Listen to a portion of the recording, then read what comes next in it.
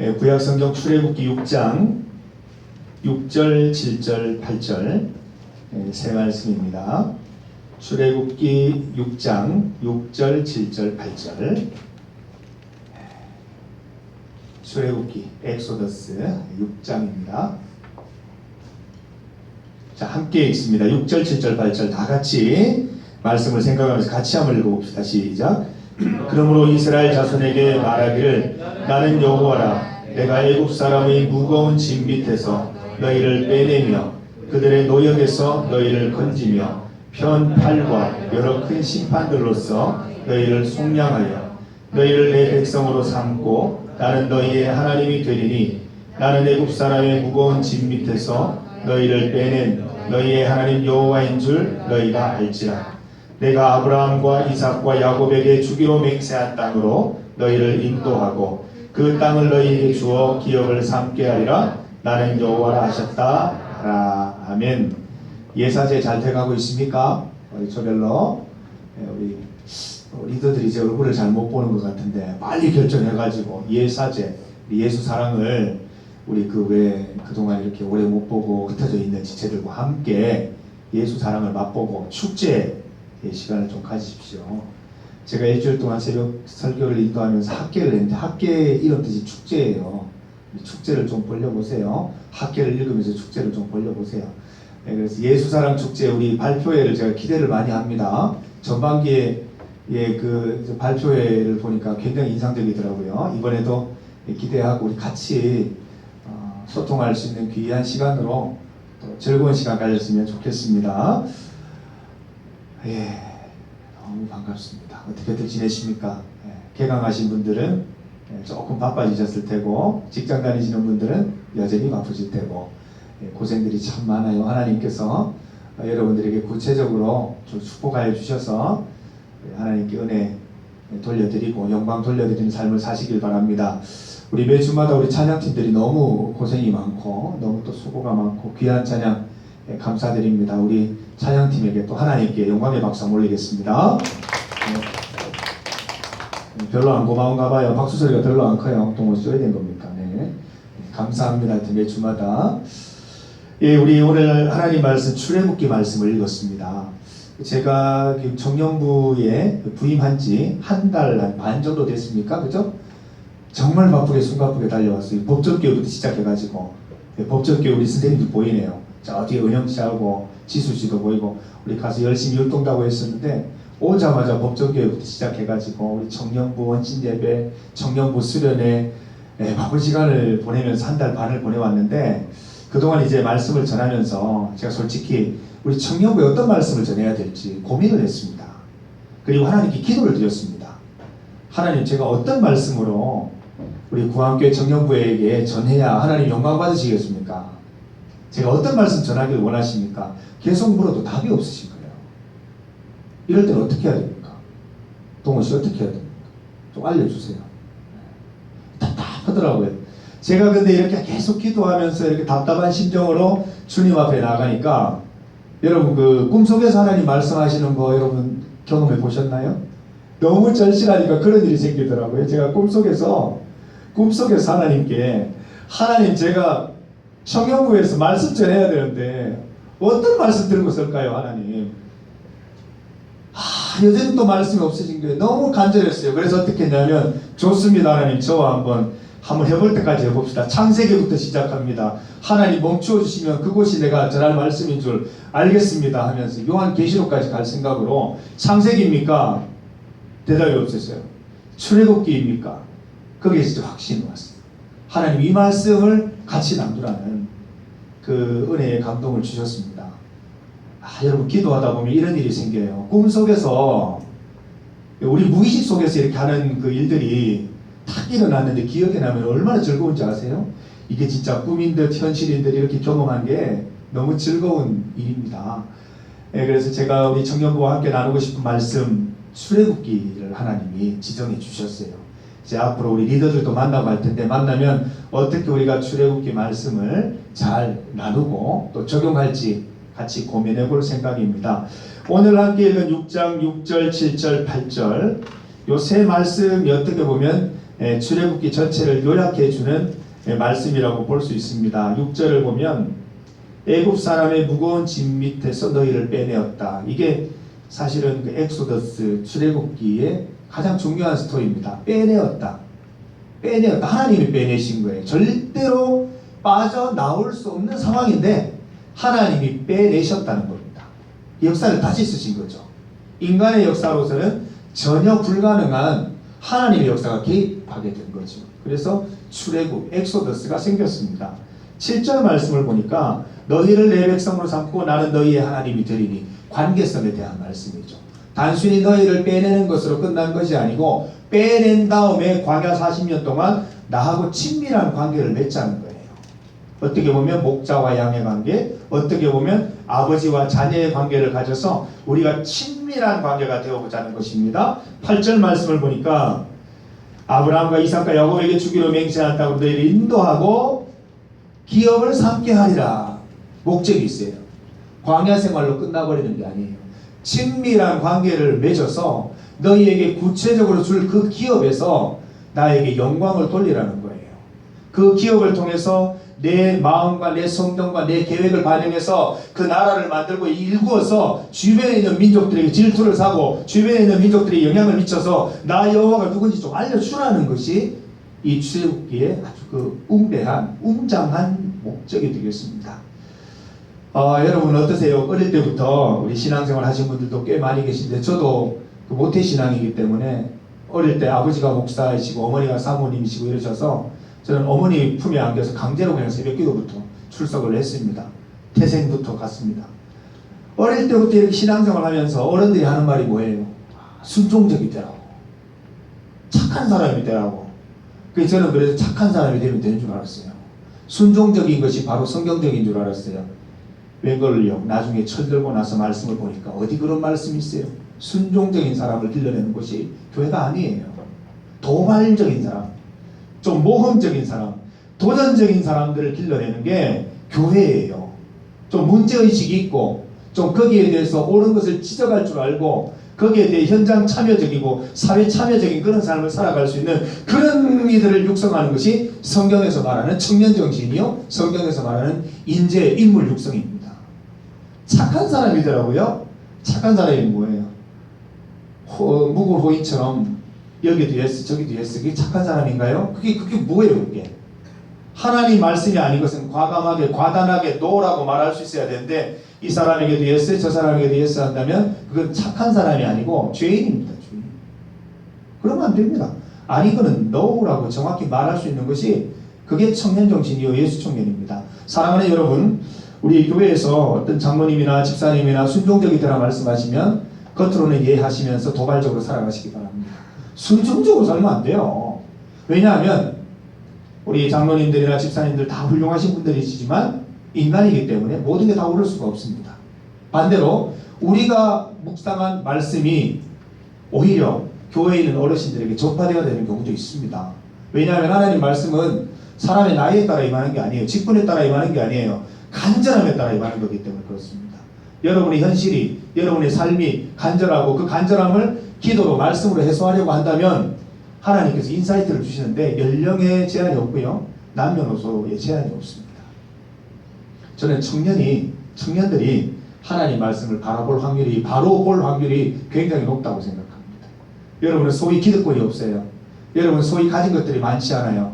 하나님 앞에 전폭적으로 기도 드릴 수 있는 그런 형편 내 처해 있어요. 왜냐하면 앞으로 해결해야 될 게 너무 많아요.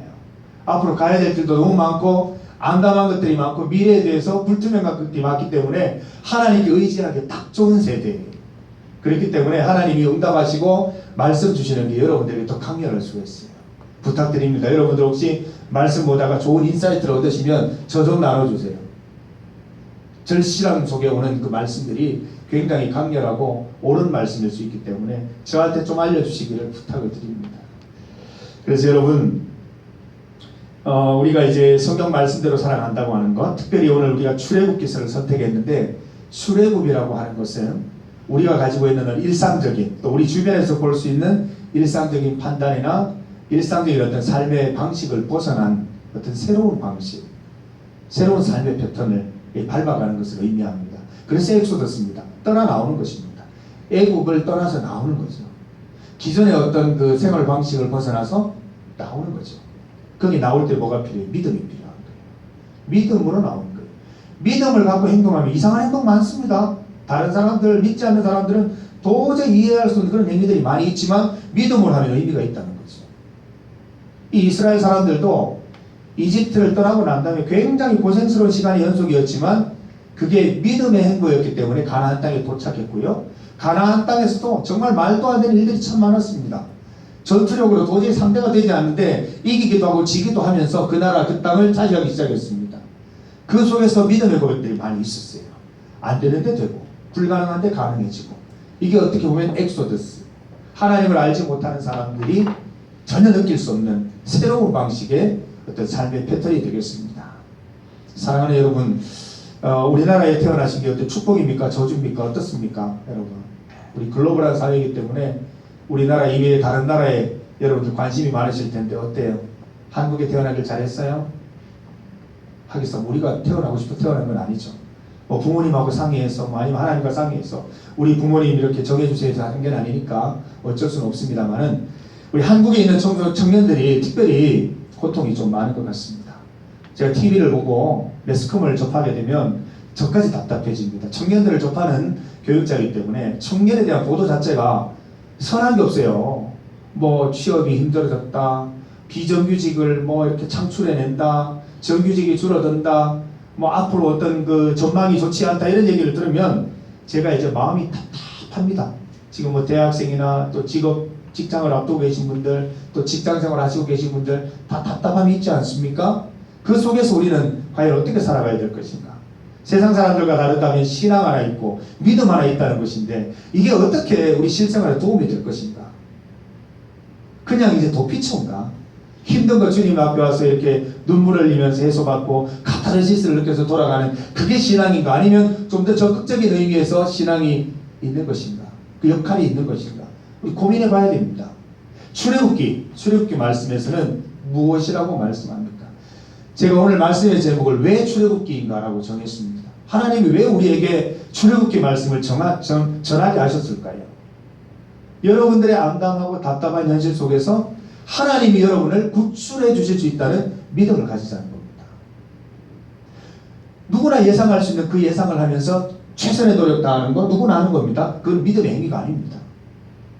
내가 정말 하고 싶은 게 있고 내가 진짜 그렇게 되어서 하나님께 영광 돌리고 싶은 게 있는데 불가능이에요. 할 수 없는 것들이에요. 내 능력으로 안 돼요. 내 부모의 능력으로 안 돼요. 그렇지만 내가 기도하면서 그 길을 바라보면서 하나님과 함께 나아가면서 홍해의 기적도 겪고 마라의 기적도 겪고 만나와 메추라기의 기적을 겪으면서 가나안 땅에 도착하는 그게 믿음이거든요. 고만고만한 계획 세우고 고만고만한 계획을 실천해 가는 거 그 믿음 생활 아니에요. 그 믿음 없어도 할 수 있잖아요. 계획 세워서 하면 되는데 뭔가 여러분들이 청소년들만 열정을 가지는 게 아니죠. 청소년들은 사실 그냥 막연한 열정이라고 볼 수 있겠고요. 여러분들은 구체적인 열정 아닙니까? 내가 뭘 잘하는지 알고 내가 무엇을 위해 달려가야 되는 사람인 줄 알고 어떻게 하면 내가 하나님께 영광을 잘 돌릴 수 있겠다라고 하는 것도 알고 세상과 타협하지 않으면 여러분만의 색깔과 소리를 낼 수 있는데 용기가 부족하지 않은지 믿음이 부족하지 않은지 좀 돌아볼 필요가 있습니다. 제가 알고 있는 청년 중에 어떤 청년은 여러분들처럼 청년기 때 굉장히 고민을 했어요. 신앙생활이 무엇인가? 내 삶하고 연계가 안 되니까 삶은 삶이고 믿음은 믿음이니까 도대체 이걸 어떻게 연결할까 굉장히 고민을 했어요. 그러다가 이렇게 주변에 있는 그 활동들 중에서 시민단체 활동에 동참하기 시작했어요. 여러 활동들 중에 위안부 할머니들 그 할머니들을 어떻게 하면 그 억울함을 풀어드릴까 그 의도를 가지고 참여하기 시작하다가 시민단체의 이제 중요 요직을 차지하게 되고 또 국장이 되고 이러면서 굉장히 중요한 일들을 처리해 나가면서 사회 전반에 많은 영향력을 끼치는 것을 보았습니다. 지금은 그걸 토대로 해서 그걸 기반으로 해서 지금 선교사로 마다가스카르에 부부가 결혼해서 지금 가 있습니다. 저는 그 친구 보면 사랑스럽습니다. 물론 이 세상적인 어떤 관점에서 보면 그 뭐 불행해 보일 수도 있죠. 마다가스카르 그 굉장히 험하고 또 덥고 힘든 땅에 가서 복음을 전하는 의료 봉사를 하고 하는 게 쉽지는 않잖아요. 그렇지만 그 사람들에게는 믿음의 역사인 거예요. 제가 얼마 전에 선교사님을 만났는데 거기에서 일어난 역사가 무섭다는 거예요. 하나님이 나와 함께 하시는데 놀랍다는 거예요. 사람들에게 희망을 주고 기쁨을 주는 게 하나님 살아계심을 산속에서 목격하니까 너무 좋다는 거예요. 이게 믿음의 도전입니다. 그 친구가 대학 졸업하고 고만고만하게 지냈다면 물론 직장생활하고 결혼하고 어느 정도의 윤택한 삶을 살면서 그렇게 살아갈 수 있겠죠. 그러나 뭔가 믿음의 만족이 없는 거죠.